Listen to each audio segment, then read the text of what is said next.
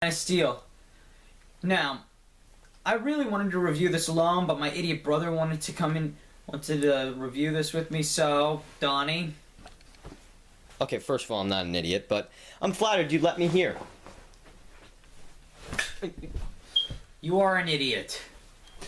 Anyway, guessing from our t-shirts, we're reviewing Man of Steel, starring Henry Cavill, Amy Adams, Russell Crowe, Michael Shannon, I'm gonna say her name wrong. I think it's Diane Lane or Dane Lane. Anyway, the woman who, Kevin Costner, and Lawrence Fishburne as Perry White. Anyway, let's talk about the plot. Basically, it's basically the origin of Superman, only a lot differently. This one's unlike the last Superman movie where they immediately send him to another planet without a fight, and Zod was immediately sent to the Phantom Zone. This one actually shows the struggle between their worlds and how it happened. Yes, and actually we get to see Jor-El kick some ass. In the last movie, we never got to see how he would react in a fight, but in this one, we see that Jor-El was actually a great fighter. Yeah, the minute you see Russell Crowe, the minute you see Jor-El hit one of those Kryptonian guards, you know this ain't Marlon Brando's Jor-El. This is a completely new franchise. I mean, a completely new Jor-El. Yeah, I actually turned to Johnny and said I would pay to see Marlon Brando do that. Ugh. Hey, I would. Anyway, this new Superman is, well, unlike any Superman I've seen on the big screen. He basically he's more energetic, more of a kid in a way. Go to bed! We will. Idiot. Please excuse that. Pretend you didn't hear that. He's more energetic. He's more, free will. He's more like a teenager in a sense, which makes sense because he's kind of It's a different type of Superman. Okay. In the last one, we only got a glimpse of what he went through in high school and throughout his life. But in this one, it shows like stills of what his life was really like. He was different. He grew up having to control who he was. He grew up with not that many friends, and it shows, and he saved a lot of people and he wanted to know who he was and where he came from, and on his way to do that, he saved almost nearly 1,000 people. Yeah, and I really do like that it's not trying to cover everything. I like that we get little glimpses of some characters, but we don't get they're over exaggerated. Like Lana Lang gets 2 minutes of screen time. I like the cameo thing; it's good. Pete Ross, he's completely new. Whitney Fordman. Wait, Pete Ross, isn't that? Yes, that's his best friend. He meets Pete Ross saving his life on the bus. Yeah, which is different from the And Whitney Fordman, he's like this. He's still the Clark's school bully. He bullies him, and what really shocked me was that I thought Pete and Clark were best friends, but when they first met, he bullied him. Yeah, although it's sort of although it's kind of funny that we'll get to that element later. Never mind. And what's different about this movie is that Clark Kent's relationship with Lois Lane, she finds out immediately. Which I love, because I always hated it in the original series where, I find out your secret identity, and then he just kisses her and then she forgets about everything. And now, I know everybody's complained about that, but I'm glad that not only does she know it, but she finds out in the first movie. Thank you, Zack Snyder. Thank you, David Yeah, S. Gore. And Goyer. I have to say, Zack Snyder did an excellent job with this franchise on. I think when it comes to comic books, he does his best. 300, Watchmen. What else did he do? You have no idea, do you? Actually, no, that's it. He's producing the 302 or 300 Rise. 300 Rise of the Empire. How could he direct a 302? How could it be? Why would they title it 302, huh? Well, look, we're not talking about 300. We're talking about Superman. Man of Steel. Well, either way, it's Superman. Anyway, what I like about this is that he battles his father tells him he sent him there to be Earth's savior, and we get to see more. We get to see Jor-El like guiding him throughout the entire way.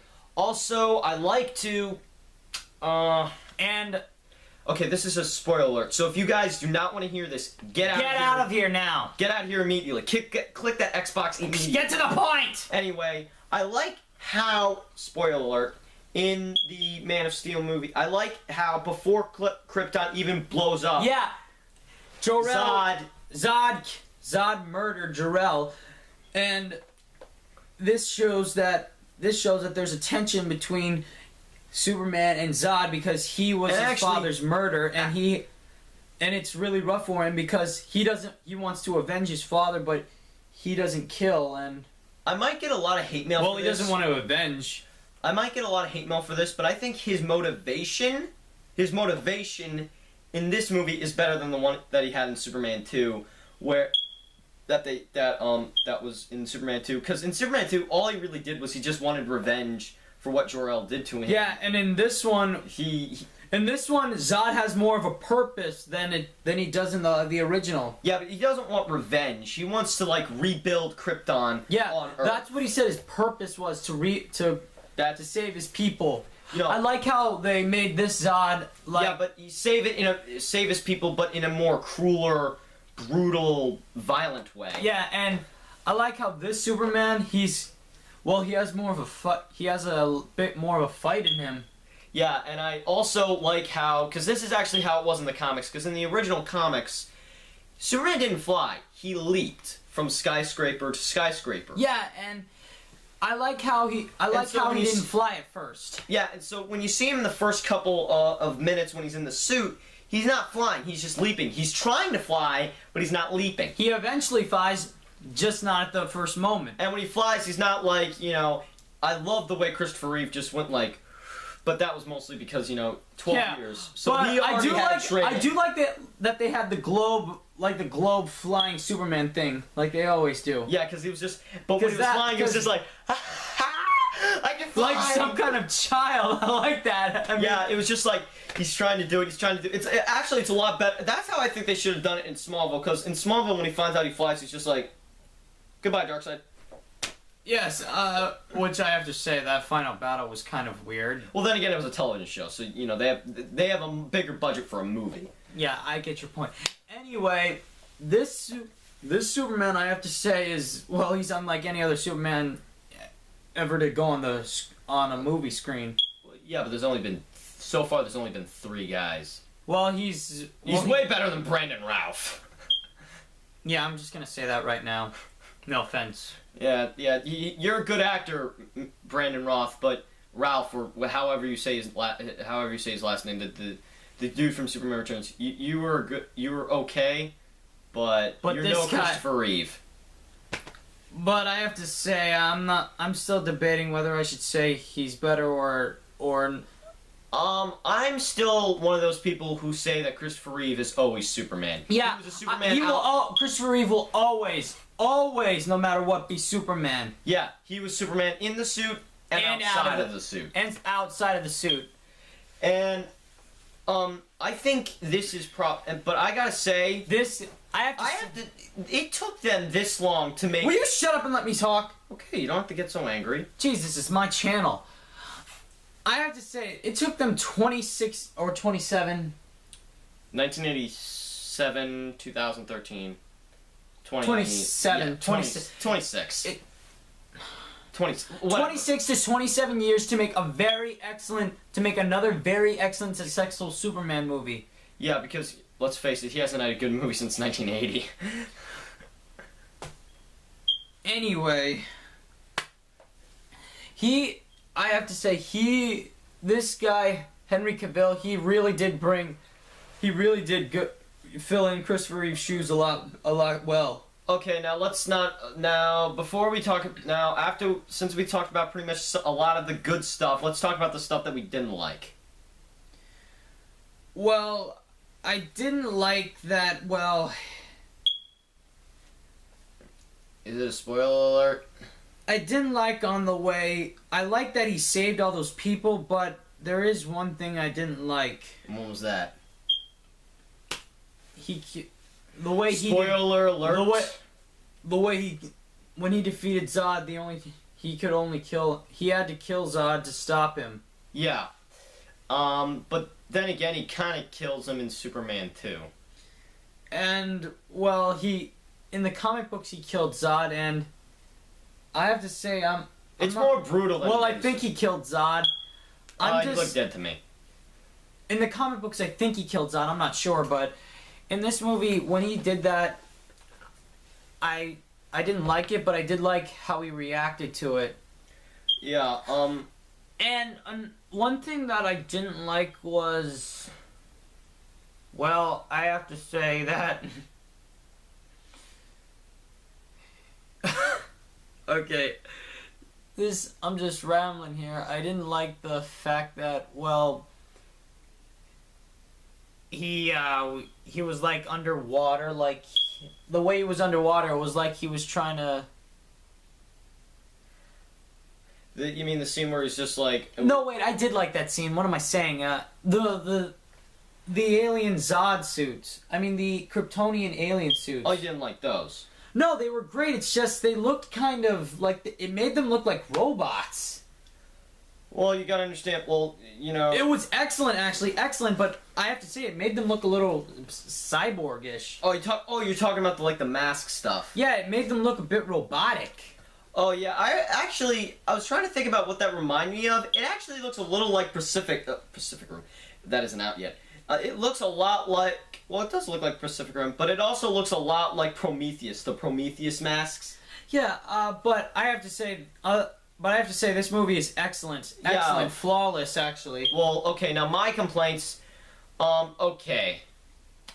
Everybody was making a big deal about how Jimmy Olsen is a girl named Janie or Joni, I don't know. But... How do we know... Okay, first of all... I don't even think she's Olsen at all. Yeah! We don't see her with a camera.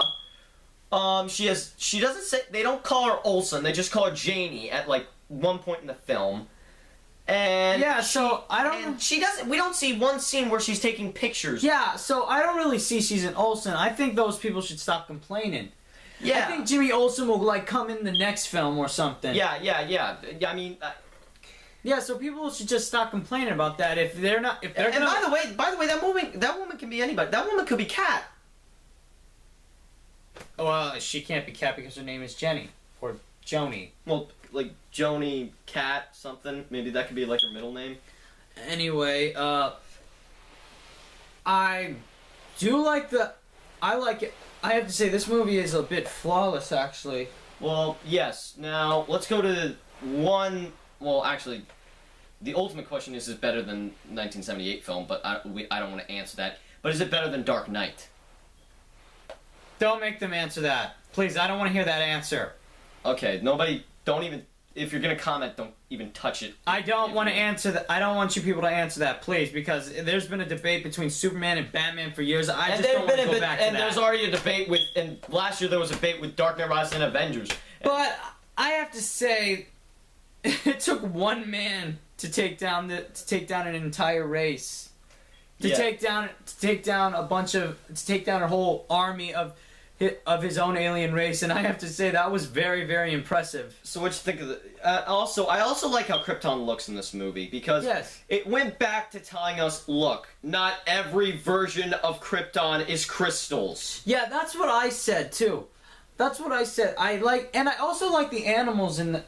I also like the music that Hans Zimmer brings to the score. I think, as much as I love John Williams' score. I think And- this is fantastic. Yeah, and another thing, I liked how Jor-El's symbol and how Jor-El's suit looked a lot like Superman's. Yeah, and this S symbol is really cool. It actually looks a little like, it kind of looks a little like the George, well, not a lot like the George Reeves S. And another thing is that, well, you see dang, I lost my train of thought. Think. I know. You see, you could to get Jor-El to talk to him. All he had to do was plug in his symbol and his cartridge symbol into any Kryptonian it's vessel. basically like a Superman stick. Anyway, Like a wand. It's a lot different from like the thing that we're used to with the crystal. I never got how the crystal was green though, because when he would like mistake that for kryptonite, it's like yeah, that's one thing I didn't get either. yeah, but that was something that in the 1978 movie, I guess they just wanted it to look good. Oh, that reminds me. In this movie, there was no kryptonite. Yeah, and in 1970, well, actually, we'll talk about that when we review that movie. There's no kryptonite in this movie. Yeah, that is true. What I did like though is that we saw a LexCorp truck though. Yeah, I think that hints the new movie. Also, that's another thing. I'm happy they didn't make Lex the villain again because they've used Lex Luthor too many times. I mean, too many times. Yeah, and it's just even getting Bryan really Singer old. dropped the ball when he got his turn. He could have used like Brainiac. That's another thing I want to see. I want to see these are the two villains I want to see. I want to see Brainiac or Doomsday. I don't think. Shut up! All right. They can't use Doomsday. All right. Well, that's just something I want, but that's yeah. But Doomsday's too big of a. Doomsday's just too. We'll talk about that with a different video. You see, if they use Doomsday, we'll talk about Doomsday in a different video. So that'll be Johnny's first Johnny topics. Look, Doomsday's just too diabolical for him to use, though. They already made him in a cartoon, and well, to be honest, they could only put him in for the first 15 minutes. And they already put him in. Oh yeah, you're right. Trust me, Doomsday's too diabolical to use as a villain. And plus, he doesn't stop. He only uses destruction. Anyway, enough about Doomsday. Let's get back to the movie. This movie has the greatest action a Superman movie could have. I also like how Jor-El's not like a giant head or a voice. He's like actually there. And actually, when you watch the original films, doesn't like the giant head of him when he's talking to Clark? Doesn't that kind of remind you of Zordon from Power Rangers? Exactly. Yeah, it kind of does actually. I wonder if that's how they got the idea of Zordon when they were making Power Rangers. Yeah, that's actually something I just noticed now. Yeah, I like how he's not a floating head. Or like he's like some kind of vanished voice in the air. Yeah, he's basically walking, and he can. You can't feel him. What I'm wondering is if we'll see another Fortress of Solitude. That's something I'm wondering. Well, we kind of did. What are you talking about? The spaceship. It was destroyed. You can make one again. Anyway, something I'm wondering though, if they in the movie they said we might be seeing some other Kryptonians because they said they released a lot of Kryptonian ships out into space. Yeah, now I think Zack Snyder was because if you look at the list of directors they were gonna have for the Superman movie, it's a really impressive. They made a very great choice on who to direct. Yeah, there was a lot of impressive names. There was Duncan Jones, Robert Zemeckis, many other names. And they picked Zack Snyder, and I have to say they made a great choice. Yeah, he made this movie look fantastic. And actually, I just realized it does not have one of Zack Snyder's worst qualities: slow motion. He uses slow motion way too much. He even had it in Watchmen and 300. Yes, this is the first time he didn't use slow motion. I have to say, this is his best work yet. Well, I mean, I didn't really see any slow motion in the movie, But if I did miss something, please comment below. But other than that, I think it was perfect, fantastic. Now, should we give our ratings? All right, since you should Well, go for. Get I since will say I'm a one. gentleman. Well, since- before I give my ratings, I will say I do think that casting. And I have to say, Although- wait. Just shut up, alright? Alright. Casting Henry Cavill as Superman was actually a very... I like this because he's an unknown actor and... Shut up, Donnie. I like this because he's an unknown actor and no one really knows about him and he's completely new and he doesn't look like any of the other Superman. And he's also the first actor to play Superman who's not actually American. He's British. That's actually true, yeah. And I've so, noticed something. Batman was British and now Superman was British. Well, yeah, but that's just a coincidence, probably. Yeah, edit this out. Don't worry. Nobody will care. I'm just saying. I'm just saying. I But- just noticed that now. Yeah. Although there were a couple people I think didn't get enough screen time. Well, mostly it was Lawrence Fishburne, but that was it. Anyway, Let's give our ratings. since I'm a gentleman, I'll give the guest can go first. Oh, okay. Well, Johnny wants to do his ratings differently, but we're gonna do both. We'll start with Johnny's new type of rating, or at least the type of rating he wants to do. I'm gonna give Man of Steel an A+, and a 10 out of 10. I think it was a very fantastic movie. It's probably the best DC movie that they've done, other than Batman, which is not really saying much, of course. You know that they've done. They've always done good with Batman. It's getting too predictable. Yeah. Except for Batman and Robin. Obviously, which I know we're behind on. And I mean the best DC movie that they've done in recent years that's not Batman, which is Superman Returns, Green Lantern, and this. So keep moving, Warners. My turn. I give this movie an A+ and a 10 out of 10 also because I have to say it's been a while since Superman has done since they did a very good job of making a Superman movie. Yes. And this new Superman takes the Shield to a new level. And also that final battle scene was very impressive.